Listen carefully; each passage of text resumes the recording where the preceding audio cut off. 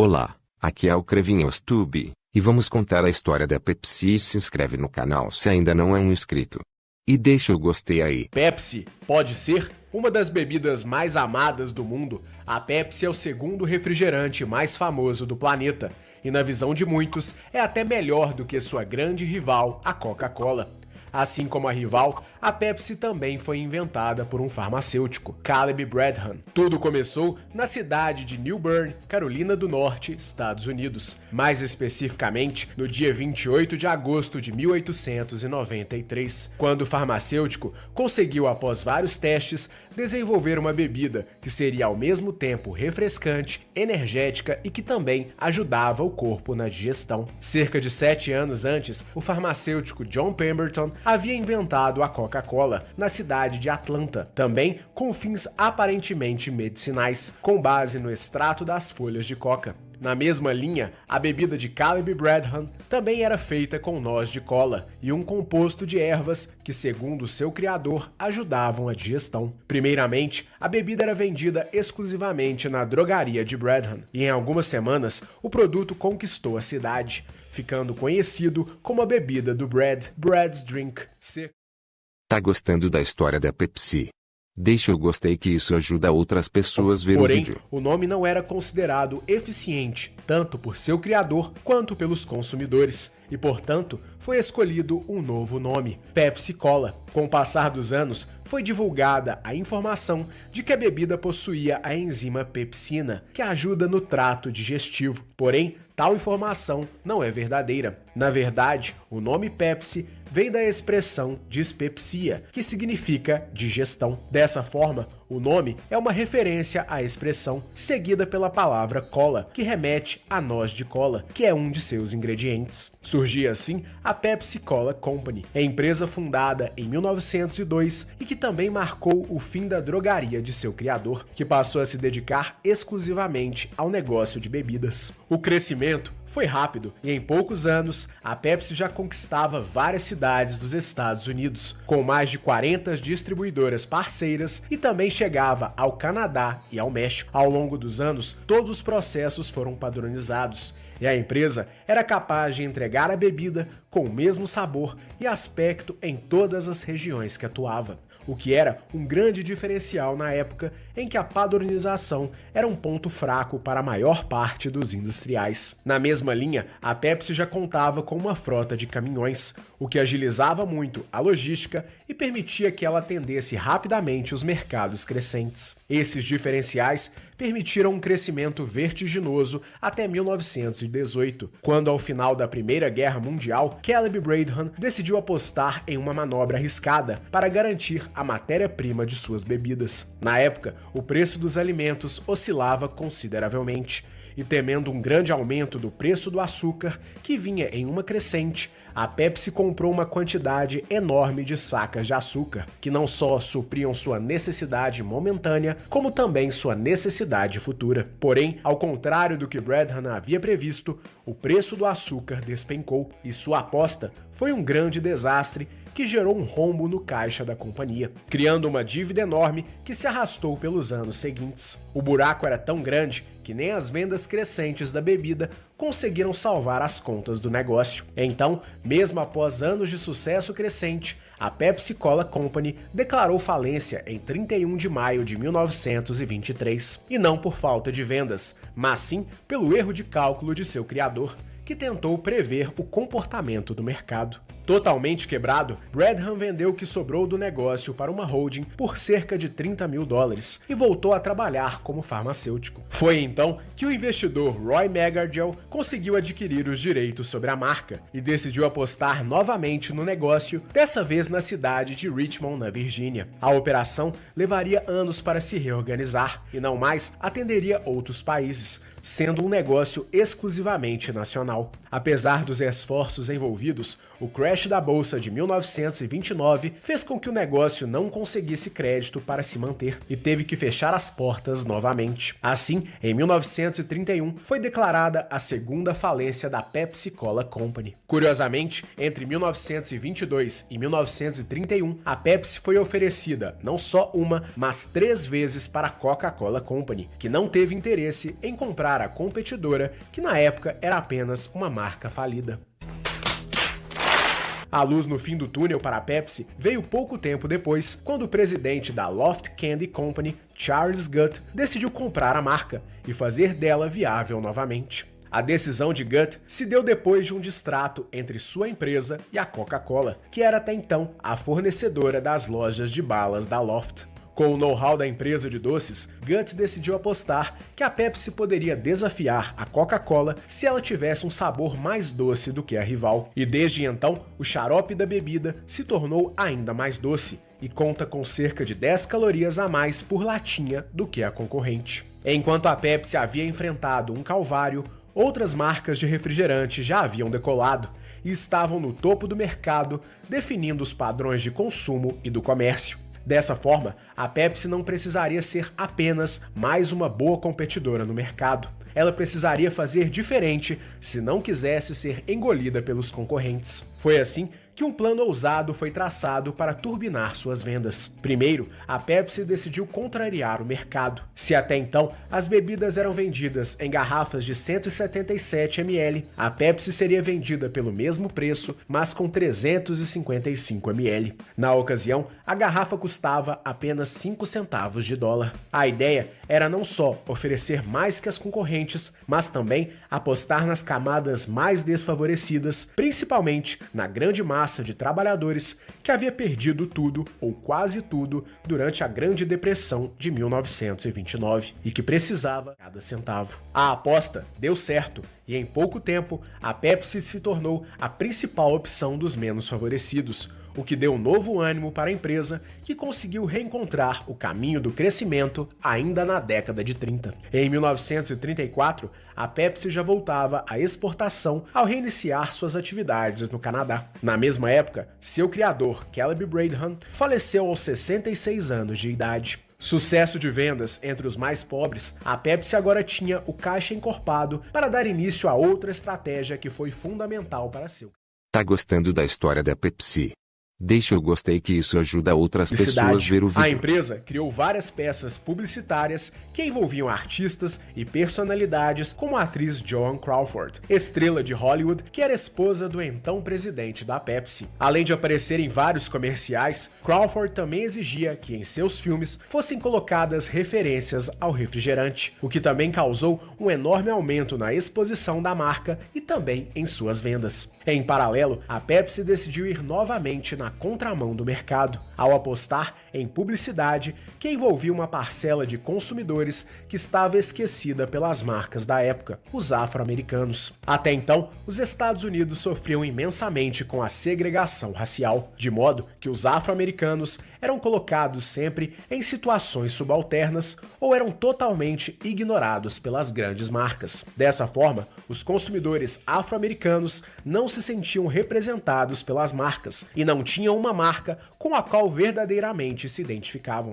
Foi enxergando essa lacuna que a equipe de marketing da Pepsi decidiu apostar na veiculação de anúncios e peças publicitárias que continham afro-americanos em situações cotidianas, que reforçavam como a Pepsi era uma marca que os respeitava e que fazia parte de suas vidas. Vale lembrar que também, por conta de ser uma opção mais barata, a bebida já era um produto difundido entre as comunidades afro-americanas espalhadas pelos Estados Unidos. Dessa forma, a Pepsi conquistou os afro-americanos de todo o país e conseguiu segmentar um público fiel que se identifica com as bandeiras da marca até hoje. Não à toa, a Pepsi consegue ser a líder de mercado em algumas cidades americanas, como Chicago, por exemplo. Combinados, os esforços ajudaram a Pepsi a conquistar espaço no mercado americano nas décadas seguintes, figurando entre as 5 maiores marcas de refrigerante até então. Ano após ano, a empresa tentava algo novo para se sobressair, o que incluía novas embalagens com tamanhos cada vez maiores, novas paletas de cores e até uma versão dietética lançada em 1964. A título de exemplo,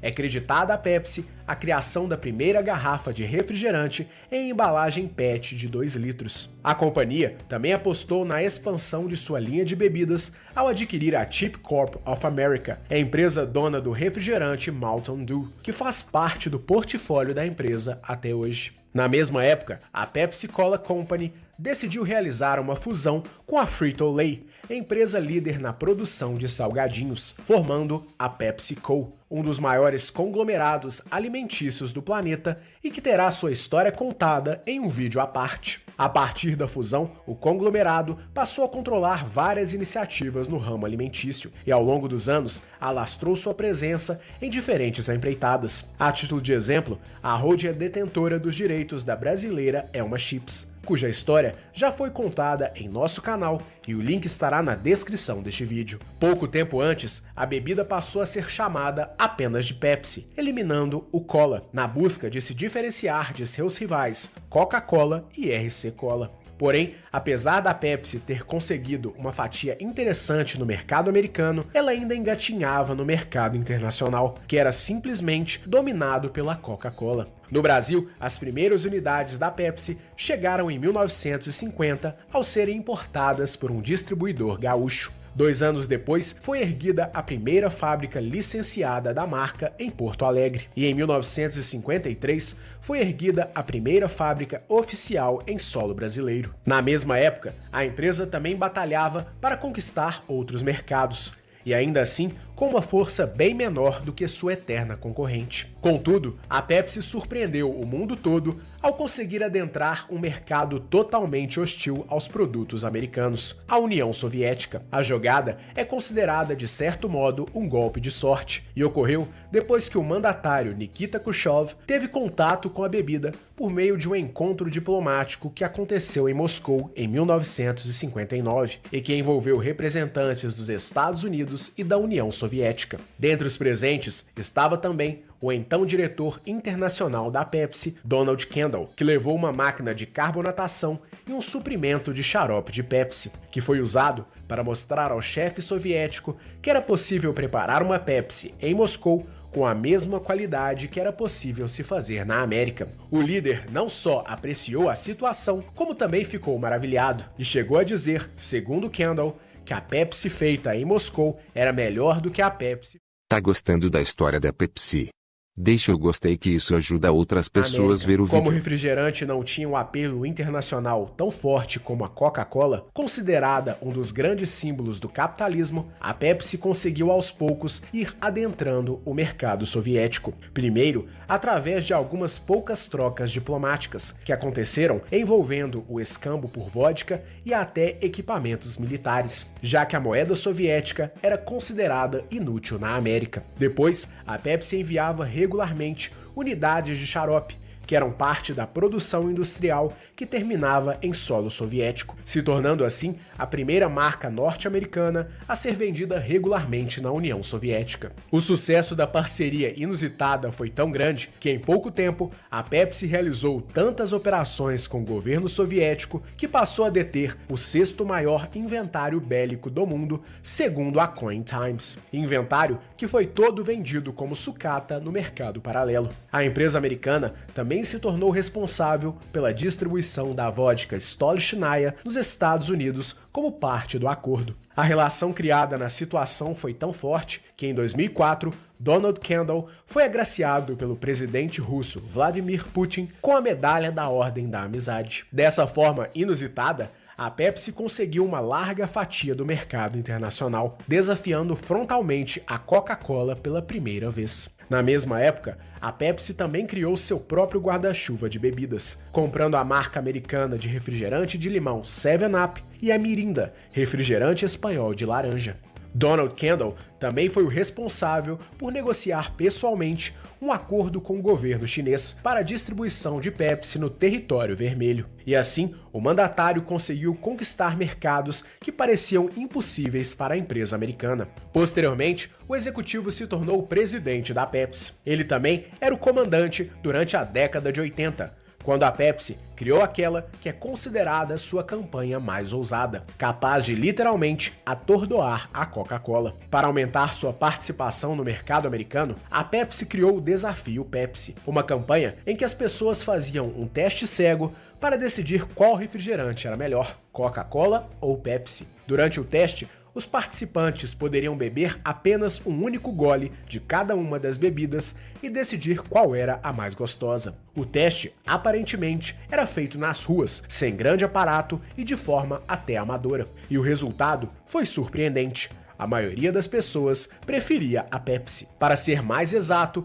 57% dos cerca de 200 mil participantes, segundo a empresa. Em nosso canal, já contamos com detalhes como se desenrolou o Desafio Pepsi, e o link estará na descrição deste vídeo.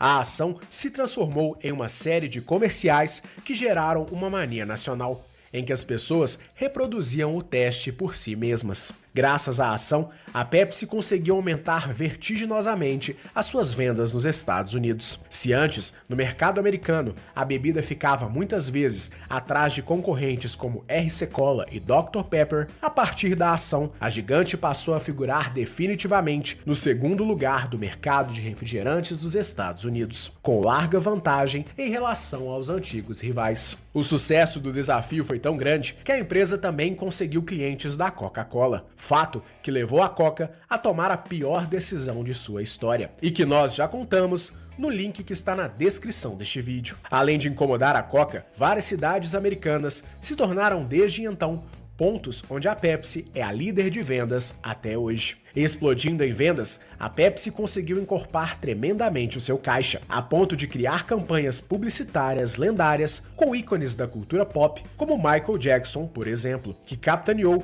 uma nova ação de marketing da empresa que ganhou o nome de Geração Pepsi, e também um grande sucesso. Graças a uma série de esforços, a Pepsi deu início a uma competição voraz contra a Coca-Cola, em uma disputa que ficou conhecida como Cola Wars, ou para nós, a Guerra das Colas. E após anos de guerra declarada, a Pepsi não conseguiu bater a Coca-Cola, mas as duas conseguiram reinar absolutas como as duas grandes companhias de refrigerante do planeta, deixando as demais marcas com apenas migalhas de participação de mercado. No Brasil, a Pepsi viveu momentos de altos e baixos. Em seus primeiros anos, a bebida foi muito difundida na região sul do Brasil, mas encontrou dificuldades para conquistar outras regiões durante as décadas de 60 e 70. A primeira grande explosão veio a partir da década de 80, quando a empresa se associou à Brahma, que possibilitou a chegada da marca nos principais centros do Brasil. Ainda assim,